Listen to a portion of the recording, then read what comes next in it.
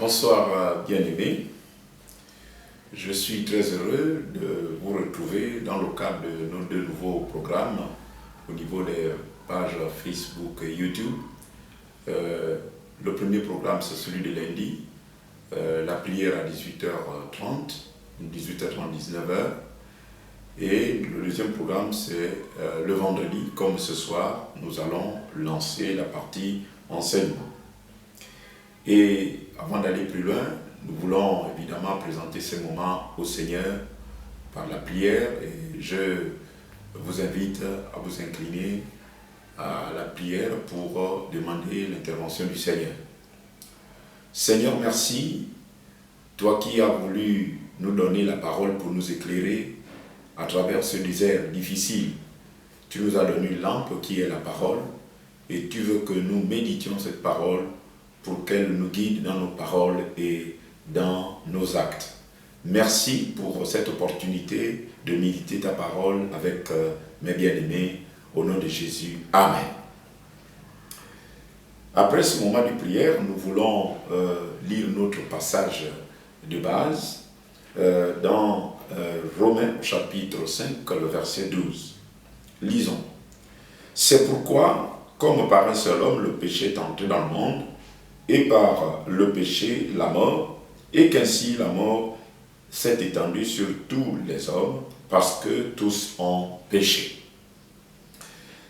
Ce passage me donne l'opportunité d'annoncer le thème suivant, le péché et ses conséquences. Cette réflexion autour du péché et ses conséquences, nous l'avons définie en trois grands axes. Premièrement, le péché. Deuxièmement, quelques conséquences du péché. Et le dernier axe, c'est quelques solutions présentées par Dieu au sujet des conséquences du péché. Pour commencer, nous voulons nous poser la question que chacun de nous se pose. Qu'est-ce que le péché? Le péché est la révolte contre Dieu. C'est le fait de ne pas faire attention à ce que Dieu dit concernant le bien et le mal. Le péché cause toujours de la douleur. Dieu, nous le savons tous, est tout-puissant. Si quelque chose s'oppose à Dieu et à sa volonté, cela veut dire que cette chose a une puissance. Pour s'en convaincre, lisons dans Romains au chapitre 7, à partir du verset 18 jusqu'au verset 21. Ce qui est bon, je le sais, n'habite pas en moi, c'est-à-dire dans ma chair. J'ai la volonté, mais non le pouvoir de faire le bien. Car je ne fais pas le bien que je veux, et je fais le mal que je ne veux pas. Et si je fais ce que je ne veux pas, ce n'est plus moi qui le fais, c'est le péché qui habite en moi. Je trouve donc en moi cette loi. Quand je veux faire le bien, le mal est attaché à moi. Ce passage nous permet de proposer qu'on définisse le péché comme étant un pouvoir qui pousse l'homme à la révolte contre Dieu. C'est le fait de ne pas faire attention à ce que Dieu dit concernant le bien et le mal. Et ce pouvoir cause toujours de la douleur, non seulement à l'auteur du péché, mais aussi aux autres. Cela dit, nous pouvons maintenant nous intéresser aux conséquences de ce pouvoir qui agit en l'homme.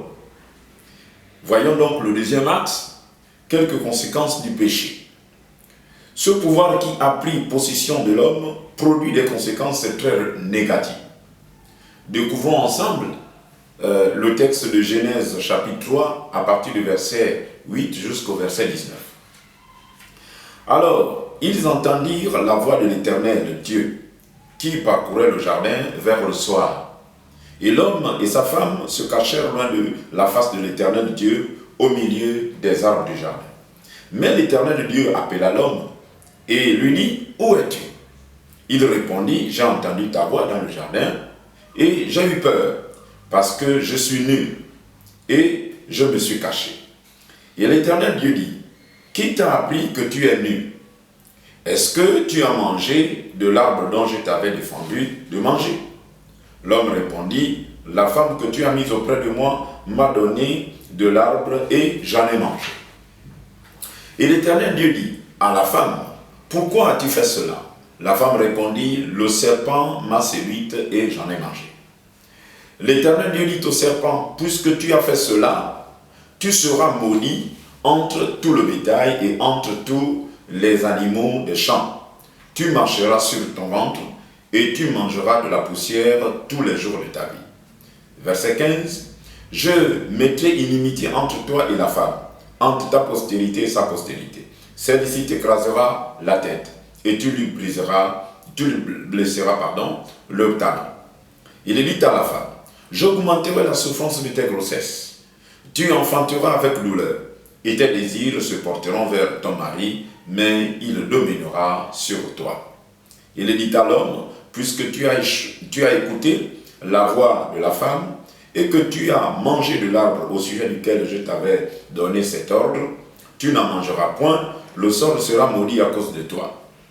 C'est à force de peine que tu en tireras ta nourriture tous les jours de ta vie. Verset 18, il te produira des épines et des ronces, et tu mangeras de l'herbe des champs.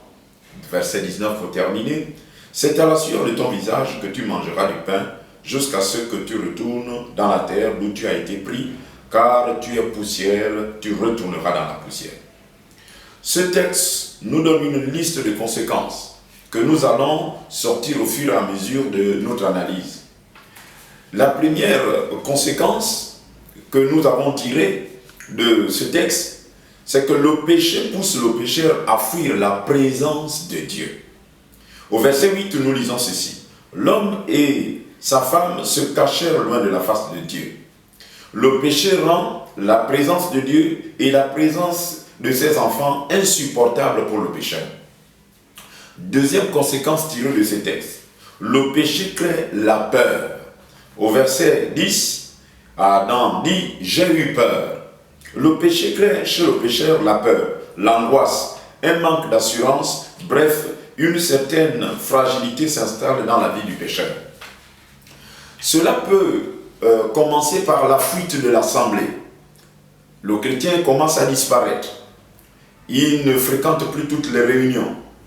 Et dans cette fuite, le pécheur présente un certain nombre de raisons qui ne sont pas fondées, mais qui cachent ses angoisses. Troisième conséquence, le péché rend le pécheur accusateur. Lorsque nous péchons, cela nous pousse souvent à rejeter le tort de notre péché sur d'autres personnes.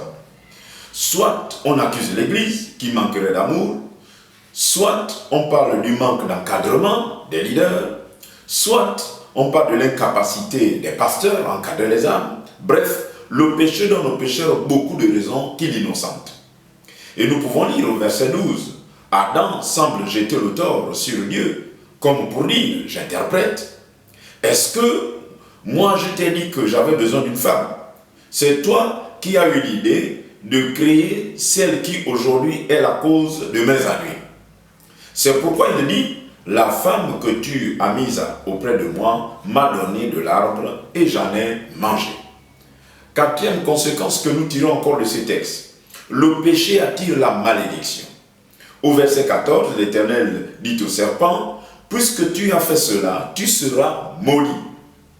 Le péché attire dans notre vie, qui doit être bénie, et qui a été bénie par la mort de Jésus à la croix, une malédiction. Le péché dans la vie du chrétien repositionne la malédiction qui a été ôtée par la mort de Jésus. Et nous pouvons lire dans Galates 3, 13, Christ nous a rachetés de la malédiction de la mort, étant devenu malédiction pour nous, car il est écrit, maudit est quiconque est pendu au bois. Nous comprenons clairement que la mort de Jésus est venue arracher, comme il est présenté par Jean, au chapitre 1er, le verset 29, voici l'agneau de Dieu qui ôte, c'est-à-dire qui enlève. Donc lorsque le chrétien repart dans le péché, en fait il repositionne la malédiction qui a été ôtée. Les conséquences que je viens de mentionner ici ont poussé Dieu à proposer des solutions pour sortir l'homme des chaînes du péché. Nous abordons Maintenant, le troisième axe, donc quelques solutions proposées par Dieu par rapport au péché. Pour traiter les conséquences du péché, Dieu propose plusieurs solutions. Nous citerons quelques-unes contenues dans le texte que nous avons lu tout à l'heure. La première solution que Dieu propose à celui qui est assailli par le péché, celui qui est affaibli, celui qui est victime du péché, la première solution, c'est que le pécheur parle de son péché. Le pécheur reprend le pouvoir que le péché lui a arraché par le fait de parler lui-même de son péché. En posant à Adam la question, « Adam, où es-tu » Dieu voulait donner à Adam l'opportunité de parler de son péché. Il lui a donné donc l'occasion de dire la vérité sur son péché. Je pense pour ma part que le premier degré de la sincérité d'une personne devant Dieu, c'est quand la personne est seule dans sa chambre et qu'elle parle à Dieu de son péché. Notre leader, l'évangéliste missionnaire Armand Pessi, a l'habitude de dire qu'il n'y a que deux personnes qu'on ne peut pas tromper au sujet des choses de l'homme. C'est l'homme lui-même et Dieu. Chacun connaît la vérité sur son péché. Et ce que Dieu souhaite, c'est que chacun de nous lui dise la vérité au sujet du péché que lui-même connaît. Voyez-vous que la question que Dieu pose, c'est un Dieu omniscient qui pose une question bizarre. Il voit Adam, il sait ce qu'il a fait, mais il pose la question, Adam, où es-tu? En réalité, il veut donner à Adam la possibilité de commencer le processus de sa guérison. Nous voyons donc ici que la guérison, la délivrance du pouvoir du péché commence par une repentance sincère. Nous pouvons lire dans 1 Jean chapitre 1er, le verset 9, « Si nous confessons nos péchés, il est fidèle et juste pour nous les pardonner et pour nous purifier de toute iniquité. » Nous allons aborder la deuxième solution que Dieu propose, que le pécheur s'appuie sur la victoire de la postérité de la femme. Dans la sanction que Dieu prononce contre le serpent, on peut lire ceci au verset 15. « Celle-ci t'écrasera la tête et tu lui blesseras le talon. » La postérité de la femme, autant pour moi, qui écrase la tête au serpent, c'est Jésus qui meurt à la croix et obtient la victoire sur Satan. Ce passage annonce la mort de Jésus à la croix pour venger le couple Adam et ses descendants. Alors Adam et Ève ont péché, ils étaient couverts de honte, mais Dieu leur dit, « Je susciterai un de vos descendants, il viendra et il vous vengera. » Et cela a été rendu possible par la mort de Jésus à la croix. La mort de Jésus à la croix donne donc au pécheur le pouvoir, le moyen de sortir des chaînes du péché. Il suffit de croire au pouvoir de l'œuvre de la croix pour obtenir la victoire sur toutes sortes de péchés. Je voudrais, avant de terminer, lire avec nous dans 1 Corinthiens, le chapitre 15, du verset 55 au verset 58. Il est dit ceci, « Ô mort, où est ta victoire? Ô mort, où est ton aiguillon? L'aiguillon de la mort, c'est le péché. Et la puissance du péché, c'est la loi. Mais grâce soit rendue à Dieu, qui nous donne la victoire par le Seigneur Jésus-Christ. » Verset 58. « Ainsi, mes frères bien-aimés, soyons fermes, inébranlables, travaillant de mieux en mieux à l'œuvre du Seigneur, sachant que notre travail ne sera pas vain dans le Seigneur. » Satan a une arme contre nous, mais Christ, par sa mort, a non seulement vaincu le porteur de l'arme, mais il a aussi brisé le pouvoir de l'arme qu'on appelle le péché. Il nous suffit donc, bien aimé, d'accepter Jésus. Celui qui n'a pas encore accepté Jésus doit comprendre que la victoire sur les péchés qui l'accablent, la victoire sur tout le mal que le diable fait par le péché de l'âme, le péché du corps, le péché de l'esprit, la victoire, c'est la foi en Jésus-Christ. Pour le chrétien qui a fait naufrage, il doit savoir que de la même manière que le sang de Jésus l'a nettoyé, le sang de Jésus est toujours capable, comme un mécanisme permanent, permettant aux pécheurs de retrouver la pureté par une repentance sincère. C'est pour ça que je nous invite, pour terminer, à prier sur ces deux points.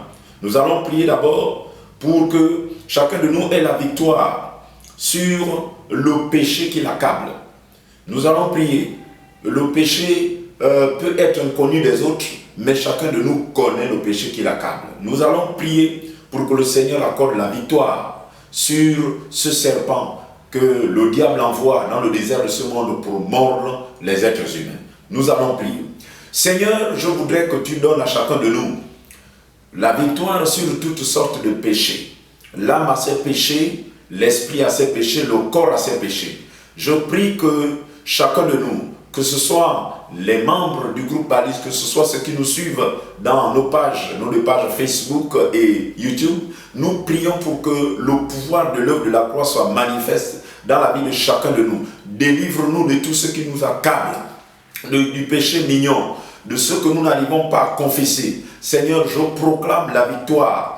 Par le sang de Jésus, nous avons eu la victoire. Sa mort, c'est la force que tu nous donnes. Il nous suffit de nous approcher de toi et nous nous approchons, Père, pour que le péché n'ait plus de victoire sur tes enfants. Et nous prions également pour que ceux qui voudraient faire le pas à travers, Seigneur, ce message, que tu leur donnes la capacité de se détacher et de regarder à la croix afin d'obtenir la délivrance. Au nom de Jésus. Amen. Nous allons prendre le dernier sujet de prière issu de cette brève méditation pour notre réunion de vendredi. Nous allons prier que vraiment le Seigneur donne à chacun de nous la soif de la sainteté. Nous voulons désirer parce que le péché crée en nous une soif. C'est-à-dire que chacun de nous, comme personne ne pêche vraiment sans que sa volonté ne soit engagée. Nous voulons donc demander au Seigneur d'engager notre volonté pour une vie de sainteté quotidienne. Le péché, nous dit-on souvent, c'est un accident pour le chrétien. Mais le chrétien ne peut pas planifier d'aller vers le péché. On ne peut pas, le chrétien plutôt, ne peut pas planifier d'aller commettre le péché. S'il y a planification, ça veut dire qu'on a changé de camp. Mais nous voulons prier pour que le Seigneur nous donne cette soif, cette lutte. Nous voulons être engagés dans la lutte pour vivre dans la sainteté. Seigneur, nous avons besoin de toi.